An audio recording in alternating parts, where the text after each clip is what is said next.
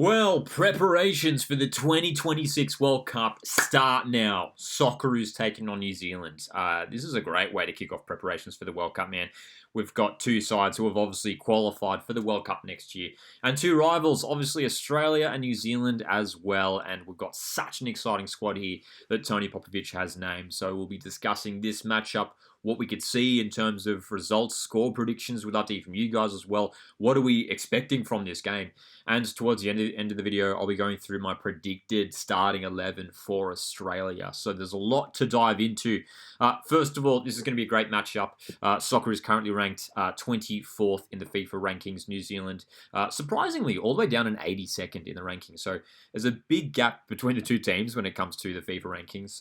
But we know New Zealand have some quality players in their team. They've got some top A-League talent who are in their squad for this camp. And of course, an English Premier League striker in Chris Wood, who is going to be a real challenge for the Australian defence in this game, I'm sure of it. So, big matchup across these two games. One is coming Friday in Canberra next, and then the following Tuesday over in Auckland, New Zealand. So let's talk about the Socceroos squad that Tony Popovic has named first of all. So this is a look at the squad. There has been one late change as well. Frank Karacic is out, and Jack Iredale is in. So that is an interesting one there. We were already looking maybe a little bit thin in those fullback, wingback positions. So not exactly a straight swap there. Iredale, more of a left-sided centre-back, whereas Karacic is obviously more of a right-back. So you look at the squad, though, and there's a lot of attacking players there. You can see Boyle, Hrustic, Segacic, Milanovic in there, Metcalf here, and Kunda Kalik. Of course, worth noting that, these players obviously aren't, locked to these positions.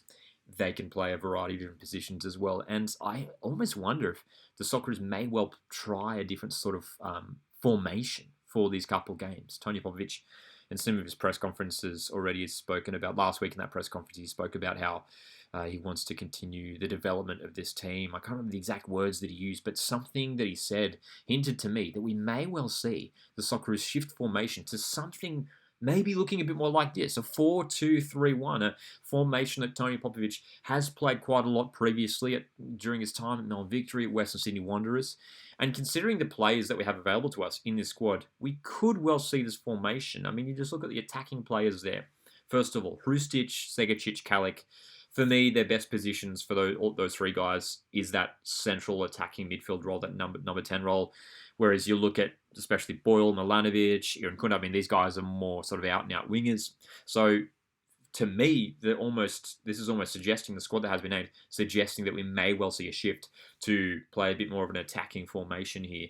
Having said that, especially with Iredale coming in, you've got a lot of centre-back options there as well, so we may well see the Socceroos play with a back three because there are so many centre-backs there. But I mean, who knows? Maybe we'll see for one game a completely different formation. I mean, at this stage, it is important to make sure that we are really building good form, maintaining the Socceroos maintain their winning ways heading into the World Cup. But at the same time, at this stage of, this far out from the World Cup, this is an opportunity to just experiment just a little bit and also give opportunities to players who maybe haven't had much of a chance in recent years. And it's great to see, so many exciting debutants here and players returning as well.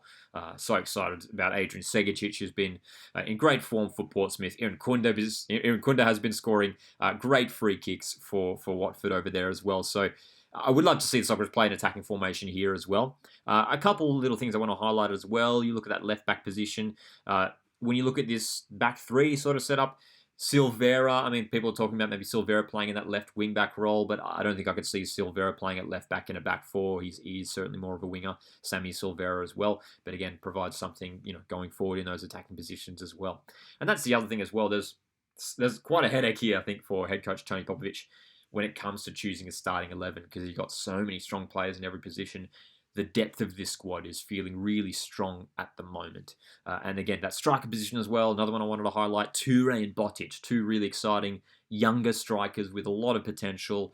I would love to see both of those guys. Maybe, Toure start one of the games, Botic start the other one. Hopefully they both get a really good chance because we know they're two really exciting goal scorers as well. So let's talk about our predicted starting 11. We'd love to get your guys' starting 11 as well. Who would you like to see playing for the Socceroos in these games. So, for me, I think we may well see the three central defenders once again. I'm going for Joe Gauchi in goals. Of course, no Matty Ryan for this camp as he is settling in at his new club in Spain. But my back three, the three central defenders, Chikati, Deganek, Burgess. I think that's the strongest back three we have at the moment. Would love to see Matthews get a chance. We know he hasn't been playing much at Portsmouth, but he is one for the future. Kai Rolls is always a reliable option for Australia as well. And then it's obviously going to be Miller and Boss in those wing-back positions. Two guys who, I mean, at this rate probably will be the starting wing-backs at the World Cup next year for Australia. Frank Karacic, it's a big shame that he has missed out in this camp because he has been in really good form for his club side. But Miller, Boss, I think those guys have those wing-back positions locked down. I would go for O'Neill and Yazbek in midfield, two players who are playing their club football over in the MLS and have been playing very, very regularly over the recent months. So both are very much so match fit. They are indeed. But again, we'd love to see Max Ballard really feature in these games, a player who we are just so excited to see included in the squad. As a Mariners fan myself, he really deserves it, and it's great to see. I love to see Max Ballard included in the squad once again, and hopefully he finally gets on the pitch for Australia. Boyle, Metcalf, Toure up top. I think Boyle, Metcalf, those are the two sort of reliable options in those wide areas. But don't get me wrong, I would love to see, look, in a dream scenario, I would love to see Irinkunda and Segicic start. And start Segicic off the right, Irinkunda off the left. So, Segicic cutting in on that left foot. Irinkunda, we know he's been playing off that left wing for Watford, can cut in on that right foot. Fantastic. And then Toure leading the line for me. We'd love to see Bojic again get game time, but I think Toure, who has made, again, a good start for his club side, Randers, he was briefly out with injury, but Mo Toure, who has been in a couple Socceroos squads now, he, with a strong season, especially for Randers, if he can get some real strong goal-scoring form, stay injury-free, there is a chance that Toure really emerges as the Socceroos' strongest forward option. It feels like it's been a really tricky position for Australia where we've had a really reliable option in Mitch Duke, who has stepped up in some really big moments for Australia, obviously the last World Cup, and in that qualifier against Saudi Arabia a couple of months ago. But he obviously hasn't been included in the squad. It feels like this new era of strikers coming through is really, really exciting, and Mo Toure is leading the way. But there's a bunch of guys who, exciting strikers who haven't even been included in the squad. Someone who has only just recently returned from injury, which is probably why he missed out, is Zach Sapsford, who has been great, really, really great at Dundee United to start his career over there in Scotland as well. So he's someone else who could even come into the mix also. So it feels like there's a really exciting next generation of strikers coming through that could really make an impact here for Australia. So there's my predicted starting 11.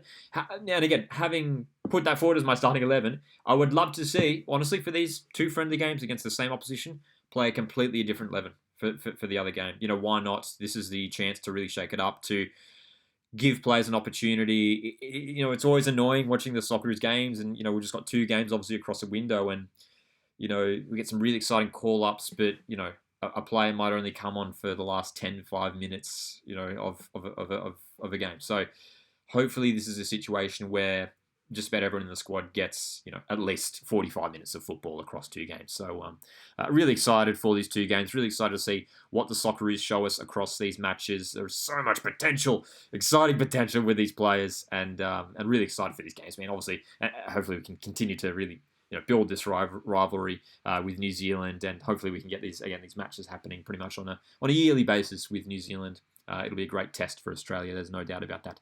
So drop your thoughts in the comments section. Join the conversation. What are your predictions for these matches? Before I sign off, I tell you what, I'm going to say that Australia win in Canberra, and then New Zealand win in Auckland. I think we shouldn't underestimate New Zealand and the quality they do have in that team. I think with a strong home crowd behind them, I reckon they do maybe just get a win over there in New Zealand, but I think the Socceroos will be strong at home in Canberra. Join the conversation in the comments section. Let me know your thoughts, your predictions, and your predicted 11 as well. And stick around on Friday. We'll be doing a live watch-along for Game 1, Socceroos New Zealand. So join us right here on the Oz Watch Football channel as we watch that game together for the live watch-along. Hit the like button on the way out, guys. My name's Lockie. This is Oz Watch Football. See you in the next one.